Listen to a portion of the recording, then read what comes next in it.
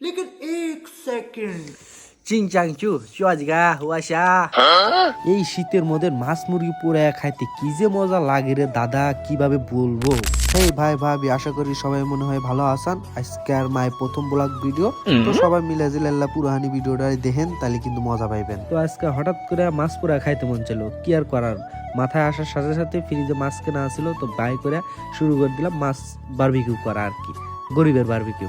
তো প্রথমেই আগুন ধরাইতেছি কাঠগুলায় আগুন ধরায় এরপরে বারবিকিউ করা হবে।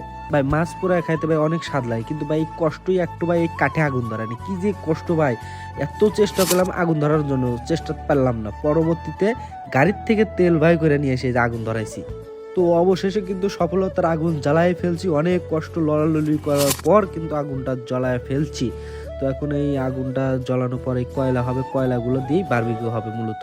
এর উপর একটা শিক রাখা হবে, শিকের উপর থেকে বারবিকিউ। তো দুই ভাই অনেক কষ্ট করতেছে, আমি একবার আগুন জ্বালাইতেছি, আবার ছোট ভাই যায় এরা কাঠ কাটতেছে, খুবই কষ্ট আর কি। তো অবশেষে অনেক লড়ালড়ি করার পর কষ্ট একটু কমলো। এই যে এখন মাছগুলা নিয়ে আসতেছি, মাছগুলা নিয়ে এসে এখন ওই শিকের উপর রাখার পর বারবিকিউ হবে। ও হো ফর মিসাইল হয়ে গেছে, কমু মনেই নাই।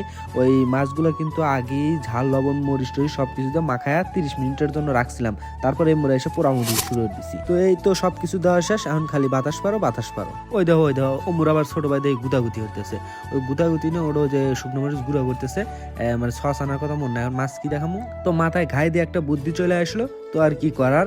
তো শুকনো মরিচ গুঁড়া করতেছে, লেবুর রসের মধ্যে একটু রেখা চায়নাদের মতন যে একটা বানায়, যে কি জানি কয় লেওরা চাওড়া, ওই সব বানাবো আর কি। ওইটা দিয়ে আমরা মাছ ভরা ভরা খামো আর কি।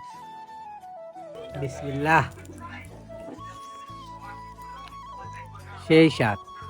তো অলরেডি মাছ কিন্তু হয়ে গেছে। ছোট ভাই একটু খায়লা টেস্ট করে দেখলো কেবা হয়েছে, পর আমি আল্লাহ দেখলাম যে কেবা নাগে একসে সেই স্বাদ লাগছে, যে রোম বানাইছি সেই রোমই হয়েছে রে, যাই তাই হয়েছে, সেই হয়েছে। কিন্তু ওই লাউরা চারা একটু ঝাল বেশি হয়ে গেছে, ঝাল লাগতে বেশি। তো ভিডিওটা কিন্তু অনেক বড় হয়ে যায়, অনেক কাট সাট মেরে ভিডিওটা এই পর্যন্ত কিন্তু রাখছি। তো অবশেষে আমি একটা মাছের কাল্লা খেয়ে নছি, ওর জ্বালাদের সেই স্বাদ এক ফরস করে কামড় দিয়ে করস করে হালাইলাম। এই সেই আরে ভাই আপনারা কিছু কর না, চায়নাগারের মতো খাইতেছে, আর চায়নাগারের ভাষা কম না, এর কেমনে সম্ভব ভাই? দাঁড়ান এলা চায়না ভাষা কয়া নেই। চিংচাংচু চুয়াজগা হুয়াশা।